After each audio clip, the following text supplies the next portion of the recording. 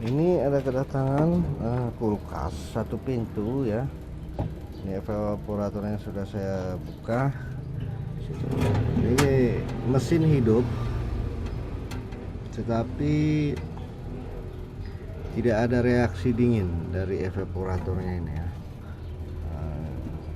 Kita coba cek dulu, buka dulu. Biasanya di bagian ini kalau sudah terlalu lama, apalagi dibiarkan tanpa dihidupkan sekitar berbulan-bulan, itu biasanya keropos ya di bagian ini karena pH-nya sudah tinggi.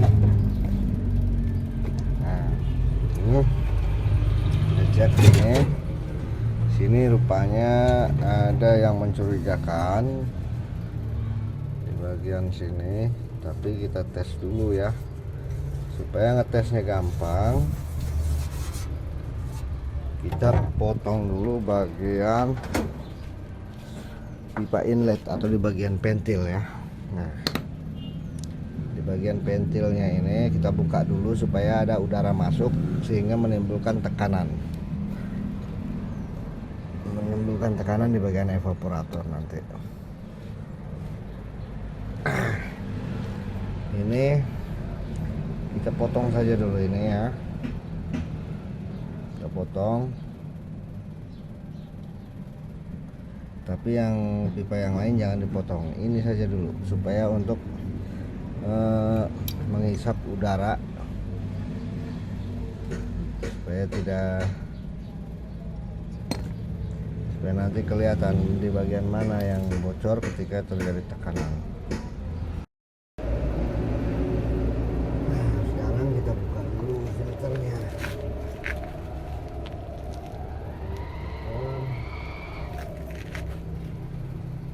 Jalur pipanya.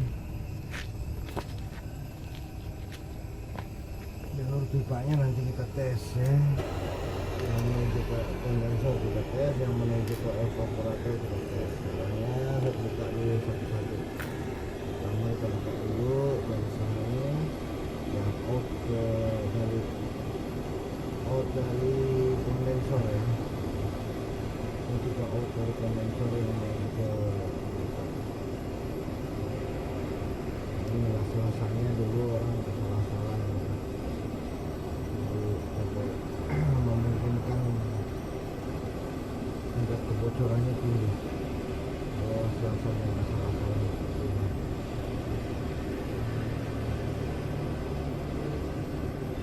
Jadi usahakan kalau mengalas yang hati supaya tingkat kebocorannya rendah.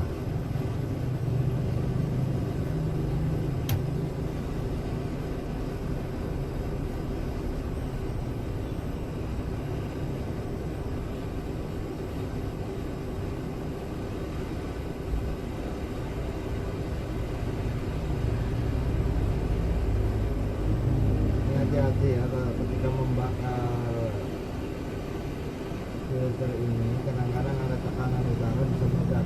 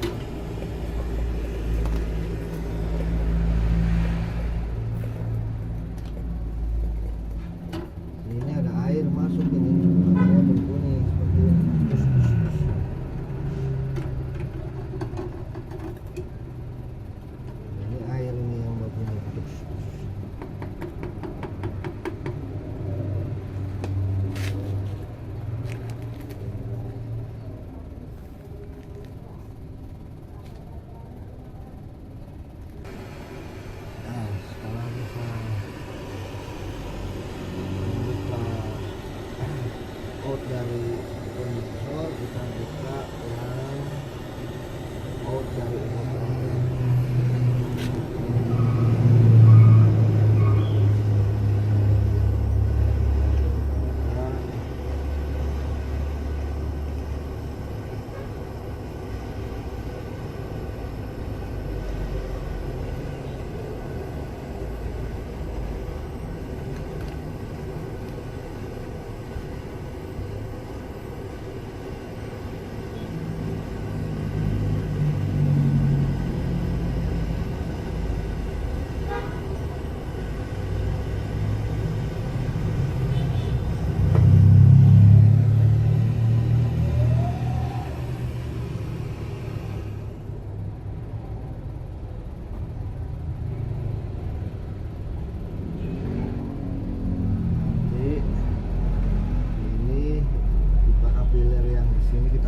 Saja ya, pilar yang di dekat filter ini kita potong saja karena nanti filter ini tetap kita ganti dengan yang baru. Nah, potong ini, nanti kita tutup rapat dulu ya, kita las ya, karena nanti di pipa input dari evaporator ini pipa output dari evaporator kita pasang ventil. Kita pasang ventil dulu di bagian pipa out dari evaporator ya. Kita pasang ventil supaya bisa diisi angin untuk mengurangi kebocoran.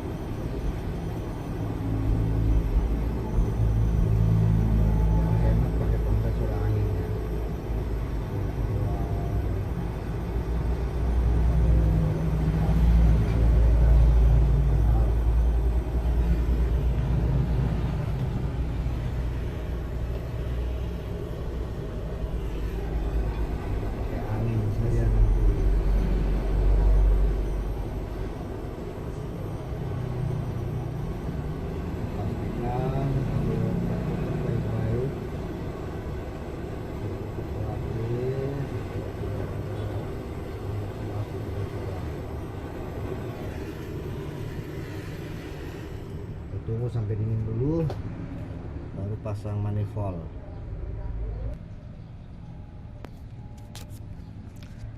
Nah, kita pasang ventil ya. Ini pastikan ventil dilas dengan baik supaya tidak ada manipulasi kebocoran yang bikin rancu dalam pengujian ya. Ini kita pastikan tidak ada yang patah.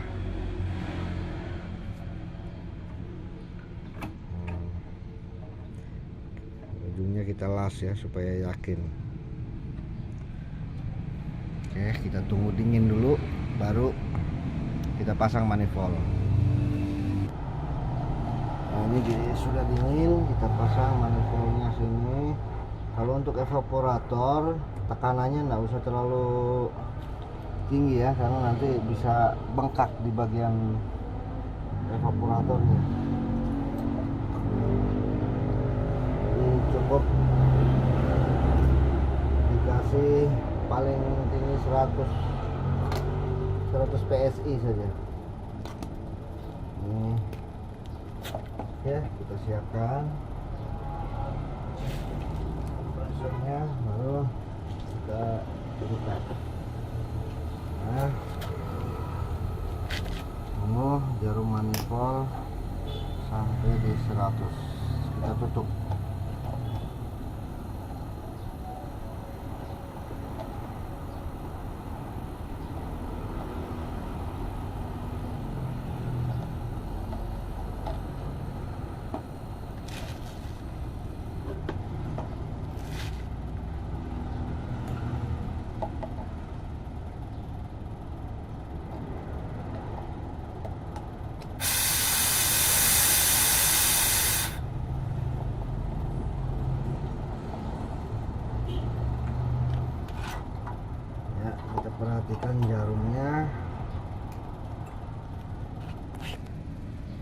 Kita perhatikan jarumnya ini ada di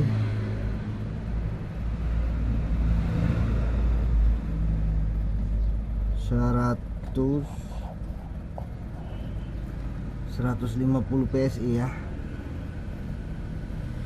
105 PSI kurang lebih. Kalau kita tunggu beberapa saat, kalau dia makin turun berarti ada yang bocor secara halus sekali. Ini yang paling sulit untuk mencari kebocoran halus ini, karena membutuhkan ketelitian dan waktu juga dalam pengetesannya ya.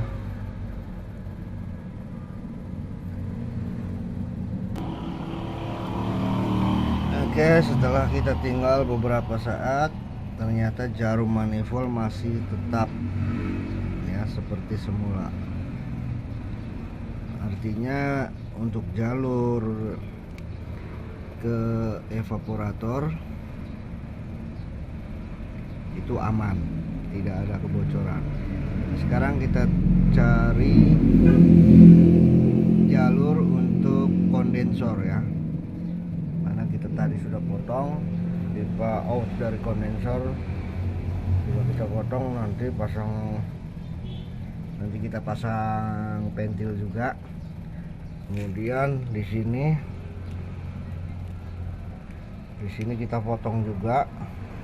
Nah, nanti salah satu ujung ini nanti kita tutup ya. Jadi kita tutup sama seperti yang di pipa kapiler ini.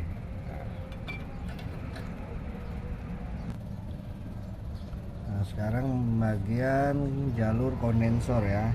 Salah satu ujungnya kita pasang pentil. Nah, ini pentilnya sudah terpasang. Ini juga kondensor. Dan ujung satunya ditutup ya. Ditutup bilas ya, pastikan supaya tidak ada kebocoran. Nah, nanti kita tes sama seperti tadi. Cuma kalau untuk kondensor ini boleh tekanannya lebih dari 100 ya.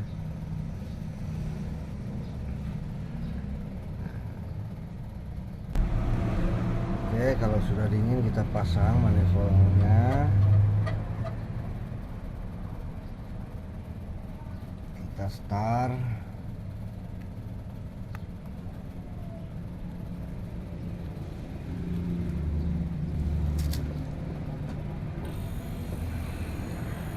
Oke, kita naikkan, buka. Ya. Tutup.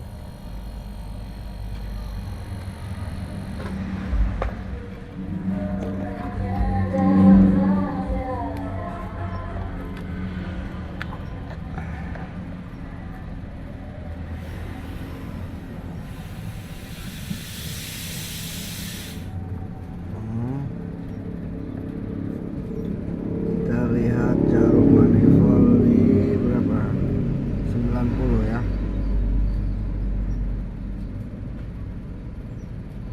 90 atau kita tambah,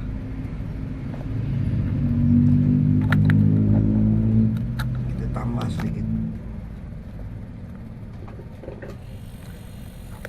supaya kalau ada pipa yang sudah korosi, kalau tekanannya tinggi dia bisa jebol, jadi bisa langsung ketahuan.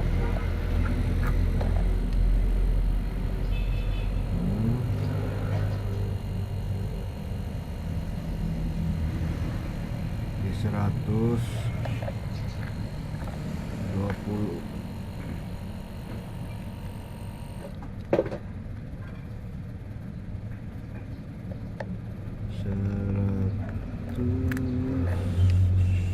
300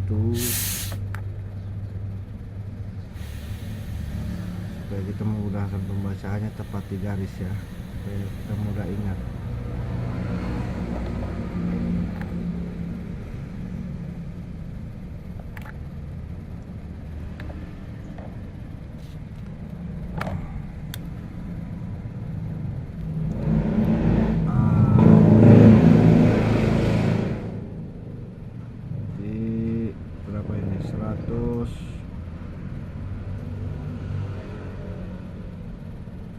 108 ya.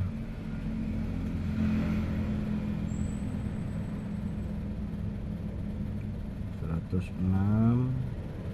Kalau turun, nah ini kayaknya turun ya. Kalau turun berarti ada yang bocor. Nah, kita stuck dulu di sini, kita tinggal dulu sampai turunnya berapa lama. Oke.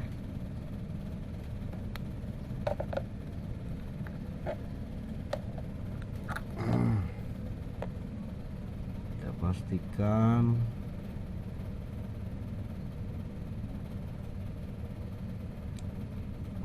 perubahan jarumnya sampai di mana. Kita tinggal dulu. Kita balik lagi ke manifold yang tadi ditinggalkan. Ternyata ada penyimpangan,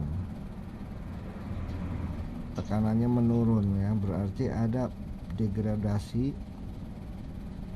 yang sangat kecil, ada kebocoran yang sangat kecil, halus dia bocornya. Tapi kalau bocornya besar dia cepat. Ya, jadi otomatis ganti pipa kondensor ya. Ini cara mengetahui kebocoran pada kulkas. Mau kulkas 2 pintu, kulkas 1 pintu sama ya. Jangan asal freon habis, isi ulang freon. Nah, aslinya isi ulang freon itu enggak ada.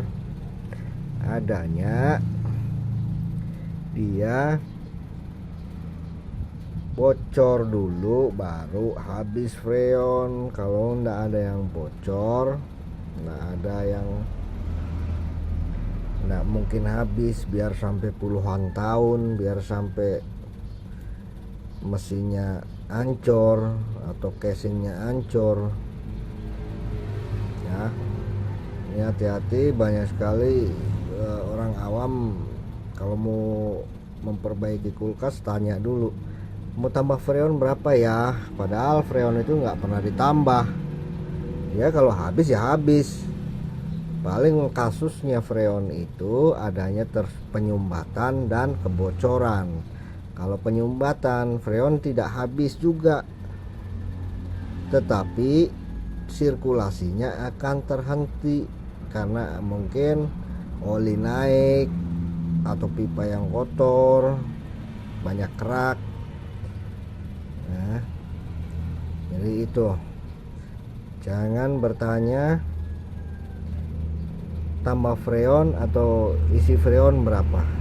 Jadi proses ini sebetulnya satu paket dalam pengerjaannya ya, antara freon dengan proses kerja satu paket. Jadi tidak ada tambah freon berapa, ongkos kerja berapa, jadi nggak ada. Ini satu proses, karena kadang-kadang pengisian freon itu tidak cukup satu kali.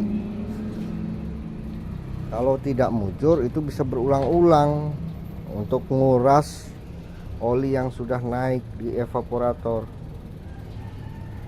Tapi kalau mujur, memang pipanya bersih, evaporatornya bersih, kompresinya juga bagus ya, cukup satu kali lancar, sudah aman. Nah, itu semuanya mesti banyak proses ya. Oke, sampai di sini proses mencari kebocoran pada kulkas ya. Cukup sekian dan terima kasih, selamat beraktivitas.